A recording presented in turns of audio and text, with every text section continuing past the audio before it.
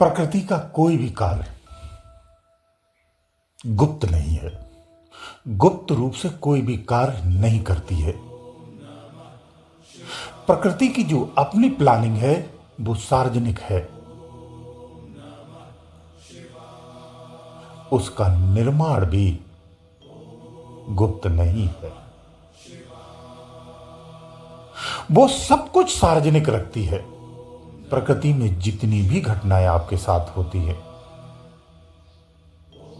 वो सब खुले रूप से होती हैं। प्रकृति और पुरुष का गहरा संबंध है। पुरुष शब्द का पहचान भी प्रकृति के अस्तित्व तक ही है। इस शरीर में जो शक्ति रहती है ये प्रकृति प्रदत्त ही शरीर है, जिसमें समस्त सांसारिक भोगों को भोगती है। ये सारा संसार, सारी कायनात इसी प्रकृति प्रदत्त है। ये अपने सभी रूपों में अलग अलग रचनाओं में निर्मित है। अलग अलग इसकी क्रियाएं भी हैं। मनुष्य अपने जीवन भर में अपने निज स्वार्थ के अतिरिक्त संसार में कभी कुछ सोच ही नहीं पाता है। इसके अतिरिक्त उसके जीवन में कुछ शेष नहीं रहता है। परम प्रतापी, महाबलशाली, अगम शक्तिशाली होते हुए भी कमजोर रहता है। अंदर में असीम शक्तियों का समावेश होते हुए भी शक्तिहीन होता है। यह अज्ञानता उसे पतनकारी बनाती है। ऐसे में जब प्रकृति कोई घटना घटित होती है तो वो उसे संकेत देती है, लेकिन वो उसे नहीं जान पाता है, उसे नहीं समझता है, क्योंकि वो आंख होते हुए भी प्रकृति के रूप में देखा जाए तो अंधा ही है, क्योंकि उसे कुछ भी प्रकृति के संकेत दिखाई नहीं देते हैं। कान होते हुए भी वो बहरा कहा जाता है, क्योंकि प्रकृति के संदेश उसे सुनाई नहीं देते हैं, क्योंकि उसने अपना सब कुछ ध्यान अपने निज स्वार्थ में और निज स्वार्थ की पूर्ति में लगा रखे हैं। इसके अतिरिक्त संसार में उसे कुछ नहीं है। वो संसार को भी देखता है तो अपने स्वार्थ की दृष्टि से ही देखता है। इसीलिए उसे वास्तविक संदेश कभी प्राप्त ही नहीं होते हैं। संसार में कोई भी ऐसा जीव नहीं है घटना से पहले प्रकृति उसे संकेत ना करती हो।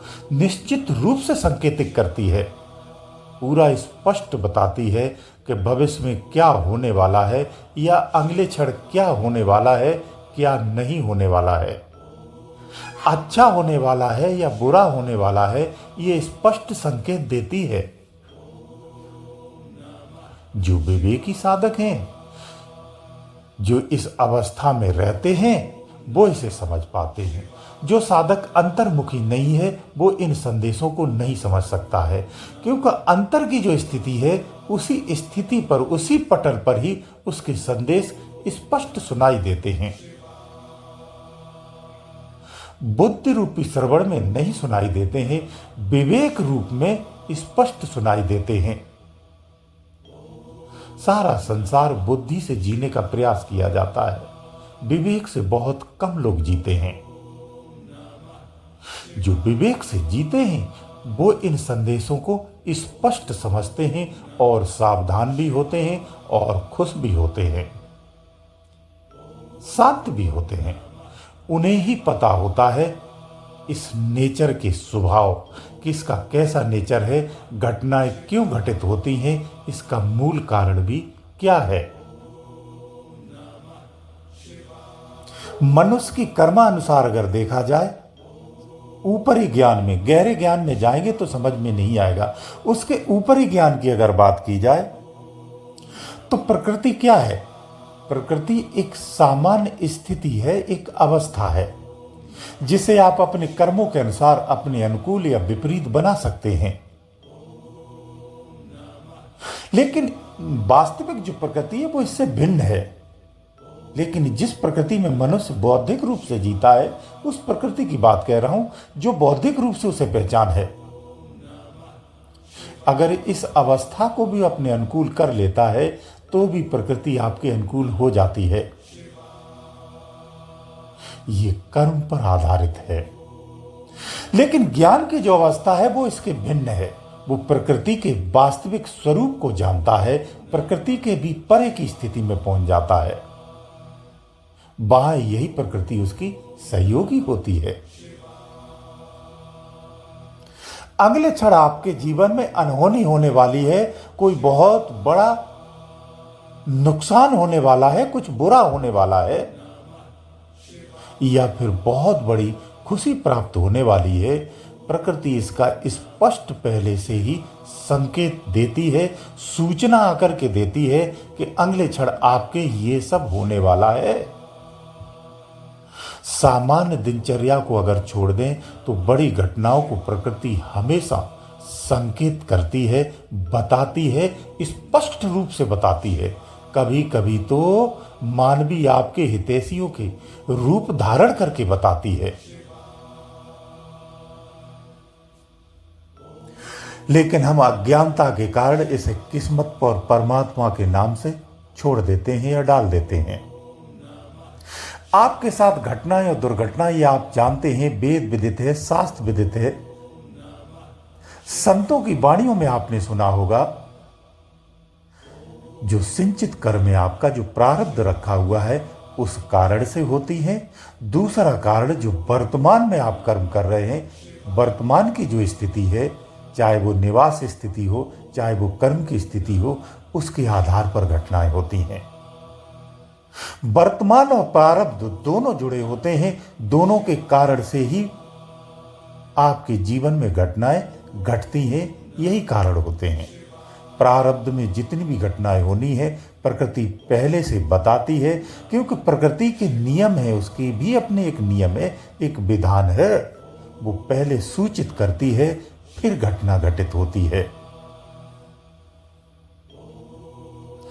इसलिए अंदर से जागृत होने का प्रयास करो, अंदर से जागो।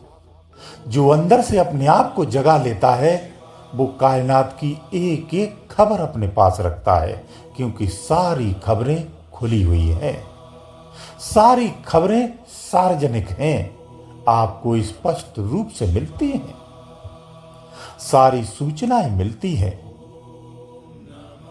इसलिए अंदर से जागो। अंदर से आप सोए हुए हो, बाहर से जगे हुए हो। जिस तरह आप बाहर से जागे हो, इसी तरह से अंदर से भी आपको जागृत होना है। जो भीतर से जाग जाता है वो सारे विश्व को जान जाता है। फिर वो शक्तिहीन नहीं रहता है, ना ही वो सीमित रहता है। आपकी सीमा इस मलमूत्र गंदे शरीर तक ही नहीं है। इस शरीर तो तुच्छ है, आप ब्रह्मांडी सकते हैं, उस सत्ता के आप मालिक हैं, उसे आप जानने लगते हैं, उसे आप प्राप्त कर जाते हैं। साधन ये शरीर ही है, इसलिए इस शरीर को सुरक्षित रखना आवश्यक है। इसलिए अंदर से जागो, भीतर से जागो, भीतर की शक्ति को जगा दो, क्योंकि भीतर में ही तुम हो।